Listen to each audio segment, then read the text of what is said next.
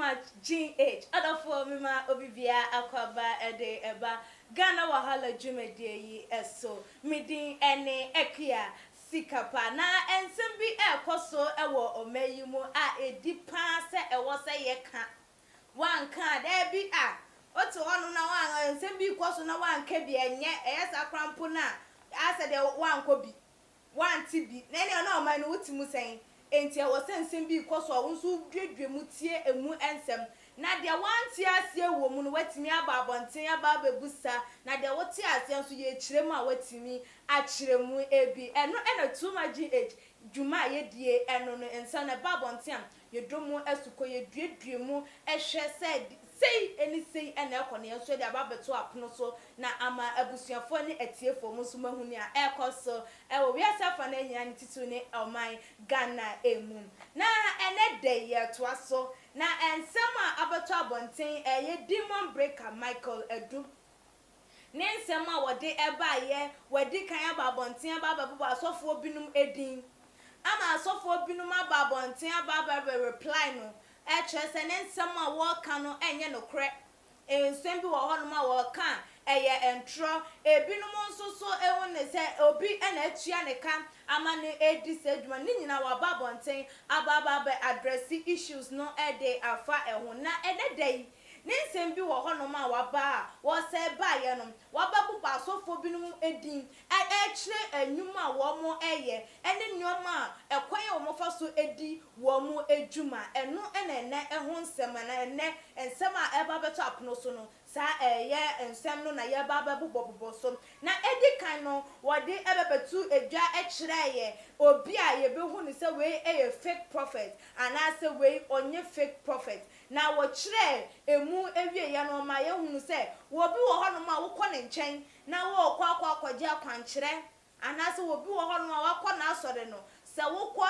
na ye ka to se ye na bewie na wo sika wo ho krampo no wo nya sika bi na de afa ka akofia that means eye nipa no question mark e wo ne ho na abusuafo mama yonkotie eye nsɛm a wo de etu edwafa edifo atrofo ene wo ma wo mo eye papa no ho obi tie anase obi hwe na etu a man in France ni tiri say omanga na ni good prophet oh okay we na ye kan nsema ye kan nyina man in France ni tiri say asofo nyame nsa ana nyame ngosra wo mo so ni oman mu nyankopon wona diifo e wona asofo a onu nyankopon ni tumi mu ne nyansem no de adom bi adomo mo enti so obi hwe ne anase obi tie mia man in France ni tiri say asofo bi ya azaa ene kire say ye ni sofo nyame nsa wo ne so oman mu ye wo nyankopon asofo a so mo pejo amonsa ana so mo bi o ma no kasa nyankopon nya adwuma ye really nyame nya adwuma ye omo wo Ghana omo man mu si enti nia ohwe ye na se no tie no man ye na adwen say ye ka asofo bi asem ntino ene me nkwa asori ana se salete dia sofo bi enye papa ye wo nyame asofo a wo nyankopon dom ni nyame ensa ewo mo so a nyame di ayaresa dom ni adi ya dom nyame di achede bia mo se omo fa ye basa this say omo nya azani ntine omo nisika a mo de beba ankrofo be si omo nka enti ana Ghana for anase nipa bi ewo motive bi say makoba bi akoto ensuo 500 cedis makoto aye 500 cedis makoba for 2000 3000 5000 enti say o ya so for na ba won chen na ka kire ni say ye mo mpa ye ne hwe ni a ye nyankopon be ye onu hunu say o dia won ka ho enti asemi ye mo kan say so for we di oyesi sofo bi ani wa o wasase we so oyesi nyankopon pe na tumi ye ne dia but the woman says sofo papa na na say nyame diefo nyame akonsefo no o ko na wa on charge o on can just be free forms as a special consultation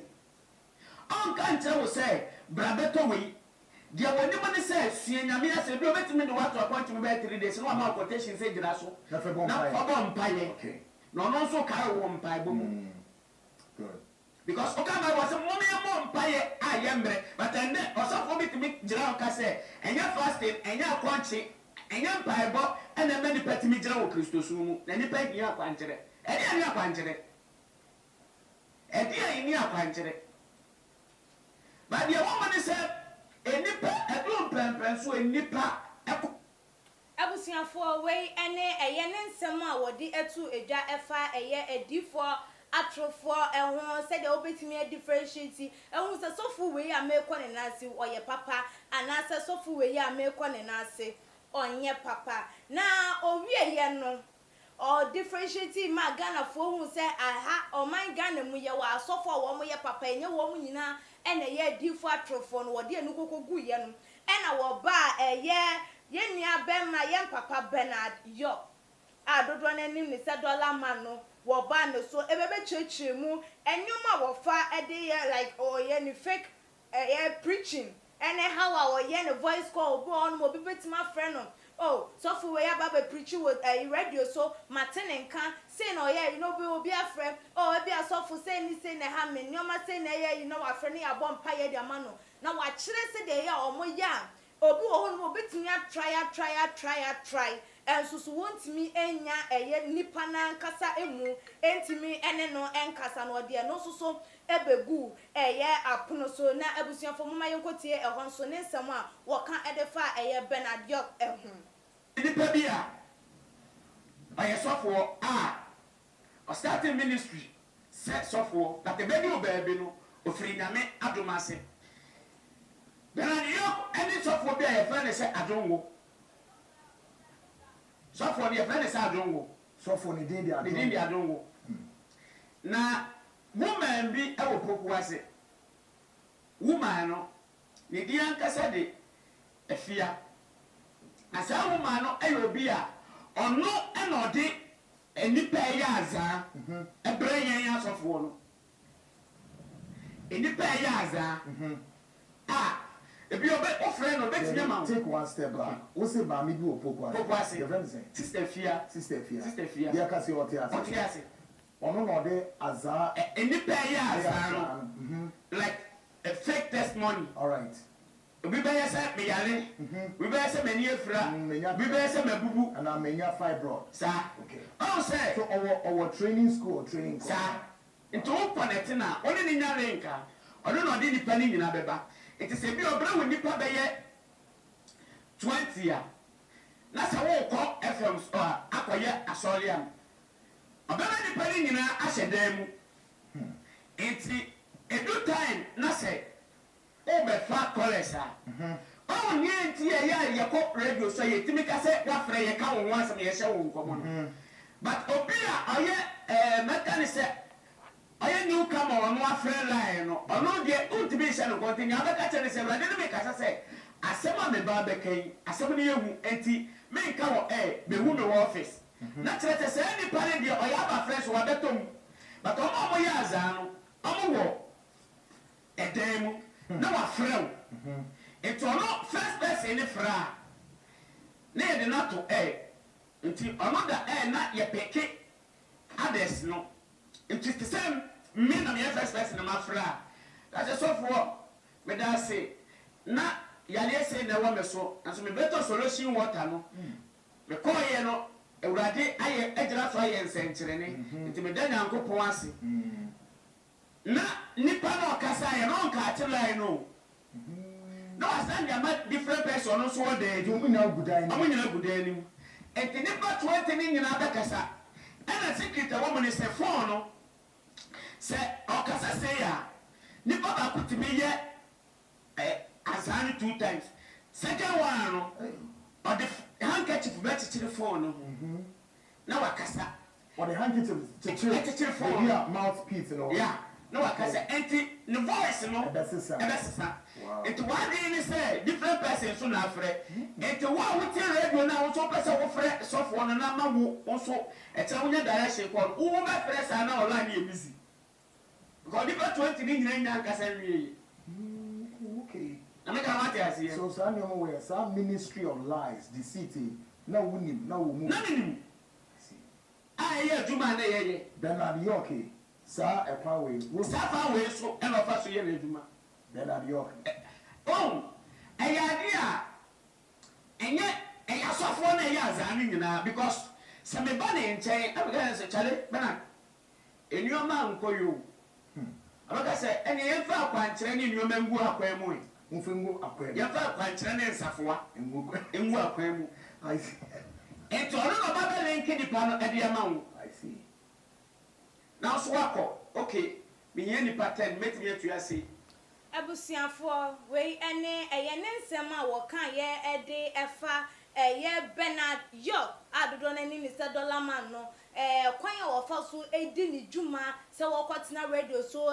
preach awie na wo de say ai ni mama akwan me beautiful lines mom frɛ me wa wo house say no wa kyerɛ eye se de wo mu esi eye na ni nyina so no wo mu nyankrofo a wo mu ebo wo mu se de dwuma bia no wo mu what sponsors no wo mu so e wo nkrofo wo mu sponsor wo mu emranti ana nipa wo mu be all these fake calls na beba bontina bu nipa no wote ufie wote wo office ana wo baby a wo be feel say eh so for ide wo kan ukro ana se de akọ ide ye no kro na mame so men friend we ene esem a wo de eda na de efa ehum na wo wie ne kura afa eye so for wo mo ye trofo adifo no wo mo ye no kurafo ne Bernard York ni dwumadi a wodie no wo de ewie no na wo ka kire mu ekwan ya wo mo fa so eye wo mo azan no ma ewie a omutimi fa obi ede ni be wo so fu bo ha no amo afa obi osi we na asem ye me bobo me ma ni sika se me de ma na ye adwuma me de ma na ye sei me boa no ama ono so watimi akoso no eno so wodi egu akwa mu kire ye de nti a wo mo sorry no anim de nti o mo ma nipa ni gina sorry no anim na wo mo di sika no ehwe ne nsa na wiase afa na nyina wo bia ehu na eba teliso no eno so wo kire mu kakra ewo ho mo ma yenkotie ne nsama wodi etu edwama nipa we kuro tu no 10 years wasa ne yare no eye dwuma entro nada ana secretary wo ni say se so ko bi akofo bi be ya azan sometimes can you tell our church members nanim me won mentia se you tell our church members you tell our church members nanim say bia me ya fa me say me ya azan enti ye wi a ye betia me wo sika na me de be ma on me tell our church members nanim eno ana obeba be gina ho obeti asori de ni mo be 5 years 10 years on de ye man ni de da seji fa kwa ye adwuma na so wan na pa obi ba ya ye de camera si ni so ye hu no ese we de na de e mobo me man 5,000 Ghana cedi ofa kwa ye adwuma no ne man didi aboa ye de na ye adwuma a ni na katua eni ye tua no no e de se ni pa no obeka tro se ofia kura bi ase no abo Ashanti region ekura bi ase abusiafo we ene eye ensem a woka ede efa azan wo nyoma a wo mo ye ni sikatua wo mo tua ewo eye congregation no enim nti wote ho no ma be se so for do ya ade o openkrofo asem o ya do ye se ni nyina eye dwuma wo mo di ni pana ye no eno ho akatua ena wo mo etua nti wo ye wadwen se o so for we de me kɔ ne nkyɛn me kɔ kama asem a kyerɛ me kɔ kama ha wa kyerɛ e bi obɛboa me asamoa no wo betina sorry dem 1,000 years em one wo nya bi da because wontimi fa wonye eye eyi bia emfa wunji sika enti na nya de so no so de ni sika ebe ma na abusuafo say de wa hu asofo ni dwuma wo mu edi ne sumase enyoma wo mu eye no na chese demon breaker wo da ni nyina edi emako entu wo asori bi mu na bibi ekoso say niama wo keken ebi ekoso a na wa ma wani ada ho bi nkancho say ja wa asori o na emo ma wani na ho se wo honhom ka cha wo se de ekoso di ejaide a na waja na nkonko yeso obi na ebo mfuto de agu wani ka cha se wo sofo nye wa wotena se na wodwen wo na wo se nipa sumesi ana wo benten enyoma ye kafa ne wanu abi eni nkonya ye abi na woyi ne wo asori fie edema yen ene ma mentu me hofo a na watu wo hofo na ye nua bi nso so akye na adwen ede afa ensem yi ho na mama yenkotie adwenkyerɛ mienu miensa bi na yemfa eye ensem no ensi ye nua eye se ede awode eba ye wo se God help us from these devilish prophets. Ghanaians must be wise and smart, especially you ladies. ono so edie eno no o se de Nyankopon na na ebehia ne ho emwa na emom ye ma ye ni enda ho no ne luku sharp na nyina eye ema no because sorry dem ne ma ne gu ho no bebre dan na eda wode eba ye o say demon breaker, God bless you, God bless you pa, because if not for you we wouldn't have been knowing all this about these pastors. God bless you so much. Yenya Babdozia eda wode eba ye o say you guys are doing a great job. Don't mind the fake pastors. They